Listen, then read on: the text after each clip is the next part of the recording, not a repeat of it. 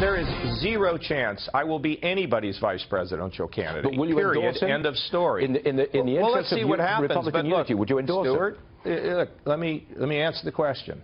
The situation is that you're in the arena with people. Now, if Donald Trump were to somehow endorse David Duke, of course I wouldn't endorse him. Let's see where this thing goes, and let's see what happens between now and then. Well, that was earlier this morning, Governor John Kasich saying he would not be a VP.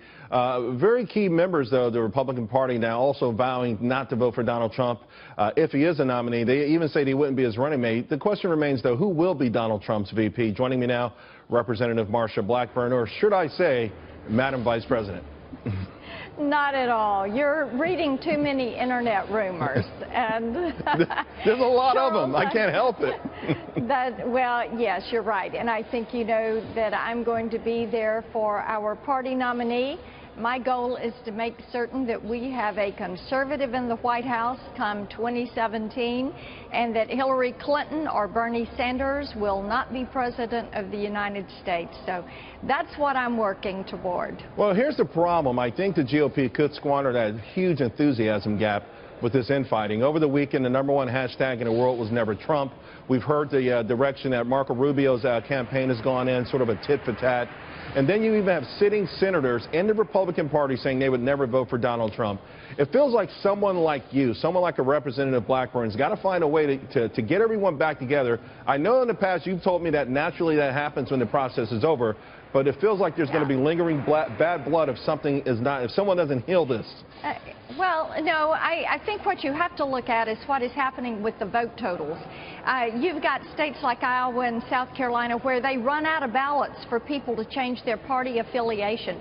Republican turnout is up. Democrat turnout is down. We appreciate that the mainstream media is so concerned about the Republican Party, but we're doing just fine. We've got a great big tent, a lot of variety of opinion, and people that are coming into this party like nobody ever expected. Voter turnout up 25%. I mean, they're breaking records all across the country. What people are doing this year, they are rightfully angry, and that's a good thing. They're mad at D.C. They're sending a message. If you can't balance the budget in 15 years, if some years you spend $1 trillion more than you take in, you need to get your act together and get things done for the American people. Quite frankly, I think this is long overdue. I think it is incredibly healthy, and I think people ought to be excited about it.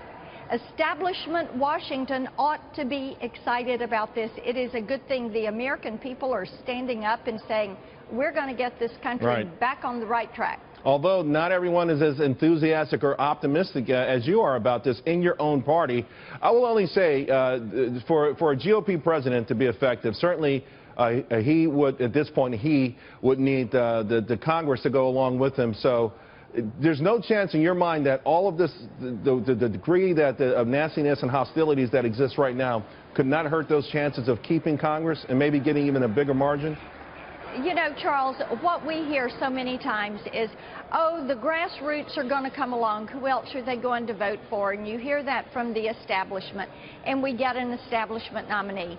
This year, you have outsiders that are leading in the primaries, and I think when all is said and done, people are going to come back together and focus on the goal, which is to make certain that we've got a Republican in the White House come 2017. All right.